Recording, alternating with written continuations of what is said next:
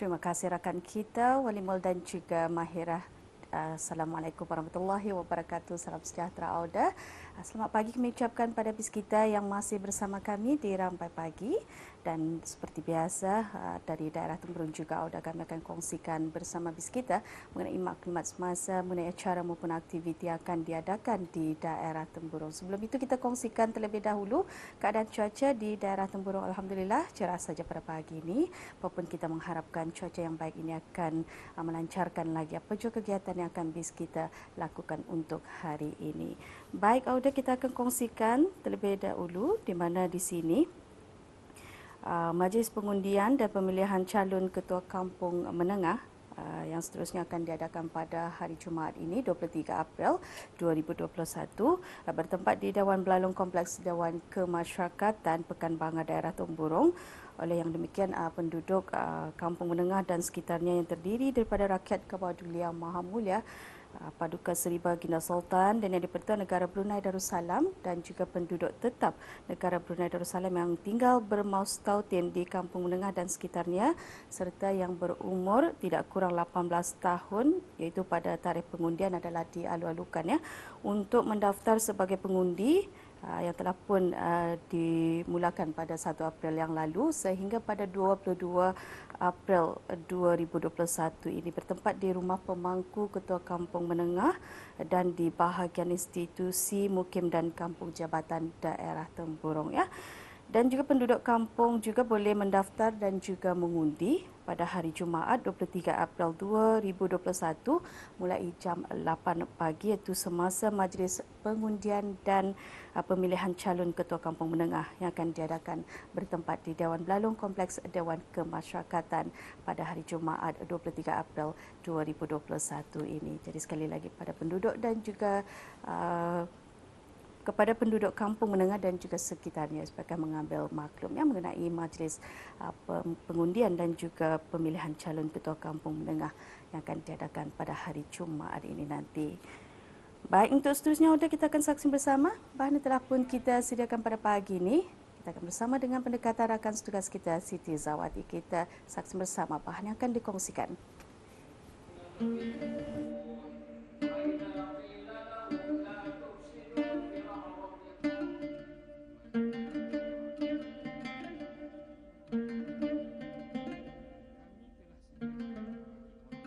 Kedatangan bulan penuh berkat ini pastinya disambut dengan penuh kesyukuran dan kegembiraan. Umat Islam di seluruh dunia setentunya amat bersyukur kerana masih dipertemukan lagi dengan bulan yang penuh rahmat, bulan keampunan dan bulan yang dirindui oleh seluruh umat Islam, tidak terkecuali di negara ini, terutamanya dalam menunaikan ibadah puasa yang merupakan kewajipan yang perlu dilaksanakan dengan penuh keikhlasan agar memperoleh segala kemuliaan yang dijanjikan oleh Allah Subhanahu wa taala. Di negara ini dengan izin Allah Subhanahu wa taala, pandemik COVID-19 dapat dikawal dengan berkesan melalui usaha-usaha pencegahan secara bersepadu dan juga faktor doa yang telah diamalkan. Pada bulan Ramadan lalu, penularan pandemik COVID-19 telah menyebabkan umat Islam di negara ini melakukan solat tarawih dan bertadarus Al-Quran hanya di kalangan ahli keluarga masing-masing. Namun pada bulan Ramadan tahun ini norma biasa kembali dilaksanakan. Seperti biasa umat Islam di negara ini dapat memeriahkan masjid, surau dan balai ibadat dengan sembahyang sunat tarawih berjemaah dan bertadarus. Di bulan Ramadan ini waktu terbaik untuk mendidik jiwa dan rohani ke arah kebaikan, mendekatkan diri kepada Allah dan mengawal diri dari hawa nafsu. Rasa syukur terus dipanjatkan dalam memperolehi peluang untuk meningkatkan amal ibadat dan meraih lebih banyak keberkatan daripada Allah Subhanahu wa taala pada bulan yang mulia ini dan pada masa yang sama terus mematuhi aspek-aspek keselamatan yang telah ditetapkan.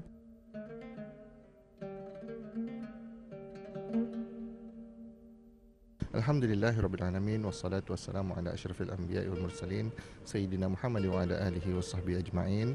Alhamdulillah, pada tahun 1442 Hijrah ni, kita ni orang sekali lagi diberi orang anugerah terbesar Allah Subhanahu Wa Taala daripada Allah Subhanahu Wa Taala, kerana pada tahun ini, tahun 2021 ini, kita ni sama-sama dapat orang mengimarahkan lagi masjid-masjid serta balai-balai ibadat di seluruh negara Brunei Darussalam ini dalam bulan Ramadan, dengan orang dapat mengerjakan orang sembahyang maghrib, isya serta sunat tarawih dan bertadarus secara beramai-ramai, yang mana ini orang kita ni perlu syukurilah, syukuri sebesar-besarnya anugerah yang Allah berikan kepada kita ni, kerana sebelum ini tahun 2020 kita ni adanya orang ada mendapat dugaan sedikit, yang mana apabila pandemik COVID-19 melanda di negara Brunei Darussalam dan juga seluruh dunia, tetapi oleh kerana ada hasil daripada orang pemikiran ke bawah dulu yang maha mulia kita ni, yang memberikan pendekatan mengenai dengan orang penghayatan beragama. Alhamdulillah, negara kita ni orang terhindar daripada COVID-19 itu, dan kita ni dapat orang beraktiviti seperti biasa dan juga beramal ibadat seperti biasa di tahun 2021 ini. Alhamdulillah, bersyukur kita kepada Allah Subhanahu Wa Taala, semuanya dengan izinnya juga. Negara kita ni penyakit coronavirus dapat dibendung. Dengan adanya pembendungan tersebut, kami semua dapatlah pada tahun ini menunaikan ibadah sunnah, iaitu sembahyang tarawih berjamaah. Berbeza dengan tahun lepas, kita tidak dapat melakukannya.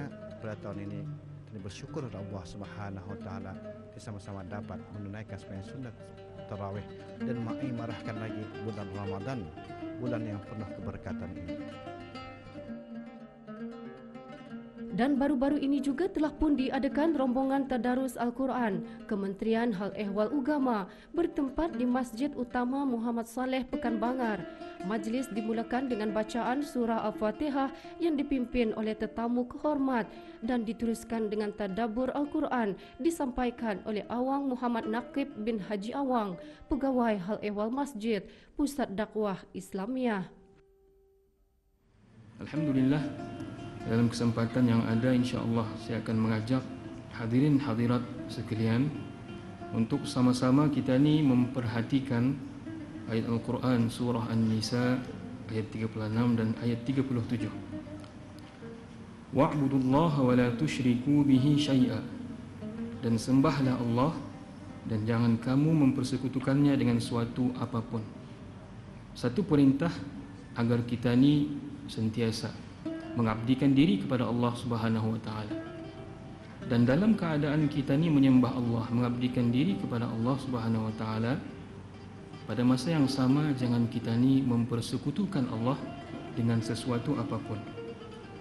Kemudian diteruskan wabil walidaini ihsana wa bidil qurba wal yatama wal masakin wal jari bil qurba.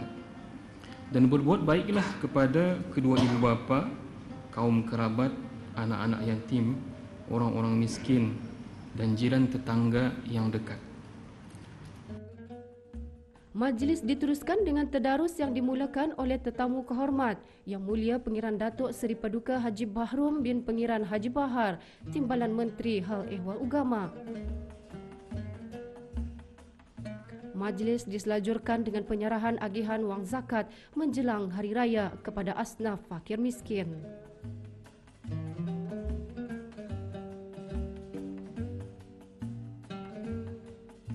Alhamdulillahirrahmanirrahim. Jadinya pada tahun ini Jabatan Majlis Keumaran Islam berpeluang untuk mengadakan lagi majlis pengagihan zakat fitrah dan zakat harta kepada asnaf fakir miskin.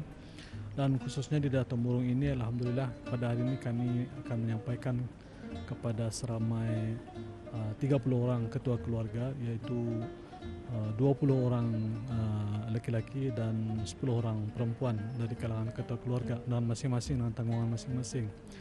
Dan pada tahun lepas kita tidak berpeluang untuk memberikan menyerahkan agihan ini di masjid-masjid kerana wabak COVID-19, tetapi mereka telah menerima agihan zakat ini melalui akaun masing-masing.